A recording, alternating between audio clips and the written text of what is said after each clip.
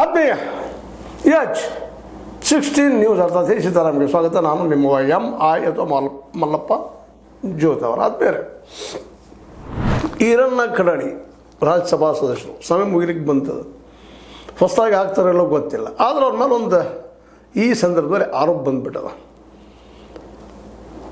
ಕಲ್ಲುಳ್ಳಿಯ ಸಮಾಜ ಹೋರಾಟಗಾರರು ನಮ್ಮ ಸುಭಾಷ್ ಕೊಲ್ಬೆಟ್ ಅನ್ನುವಂಥವ್ರು ಮತ್ತು ನ್ಯಾಯವಾದಿ ಮಲ್ಲಪ್ಪ ಕಡಾಡಿ ಅನ್ನುವಂಥವ್ರು ಅವರ ಶ್ರೀ ಮಹಾಲಕ್ಷ್ಮಿ ವಿರೋಧೇಶಗಳ PKPS ಪ್ರಾಥಮಿಕ ಕೃಷಿ ಪತ್ತಿನ ಸಂಘ ಇಲ್ಲೇ 8-9-10 ಕೋಟಿಗಳವರೆಗೆ ಅಪರಾಧ ಆಗ್ಯದ, ಗೋಲ್ಮಾಲ್ ಆಗ್ಯದ ಅನ್ನೋ ಆರೋಪ ಮಾಡಿದ್ದಾರೆ. ಇದು ಆರೋಪ ಇದು ಸತ್ಯ ಹೌದು ಅಲ್ವೋ? ನಿಜವಾಗಿಯೂ ಇಲ್ಲಿವರೆಗೆ ಅವ್ರ ಜೀವನವನ್ನು ನೋಡ್ತಾ ಬಂದಾಗ ನಾವು ಕರಪ್ಟ್ ಅಲ್ಲ ಅಂತ ಹೇಳದೆ ಹೋದರು ಸಹಿತ ಇವತ್ತು ರಾಜಕಾರಣದಲ್ಲಿದ್ದವರು ಕರಪ್ಟ್ ಇರ್ತಾರೆ ಮ್ಯಾಕ್ಸಿಮಮ್ ಅನ್ನುವಂಥದ್ದು.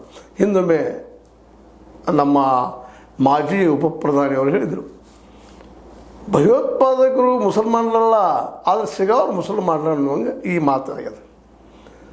ಇವತ್ತು ನಾವು ಇವು ಆರೋಪ ಮಾಡಿದ್ದಾರೆ ಅಂದರೆ ಅವರ 8-9 ಕೋಟಿ ರೂಪಾಯಿಗಳನ್ನ ಅಪರಾಧವರು ಮಾಡಿದ್ದಾರೆ, ಅವರ ಹೊಡೆದಿದ್ದಾರೆ ಅಂತ ಅವ್ರು ಹೇಳಿ ಹೊರಟಿಲ್ಲ. ಆದರೆ ಅವ್ರ ಆರೋಪ ಆ ರೀತಿ ಅದ. ಯಾಕೆಂತಂದ್ರೆ ಏನು ಡೆಪಾಸಿಟ್ ಇದ್ದಂಥ ದುಡ್ಡನ್ನು SBಗೆ ತೊಗೊಂಡು CD ಅಕೌಂಟ್ಗೆ ಟ್ರಾನ್ಸ್ಫರ್ ಮಾಡಬೇಕಾಗಿತ್ತು.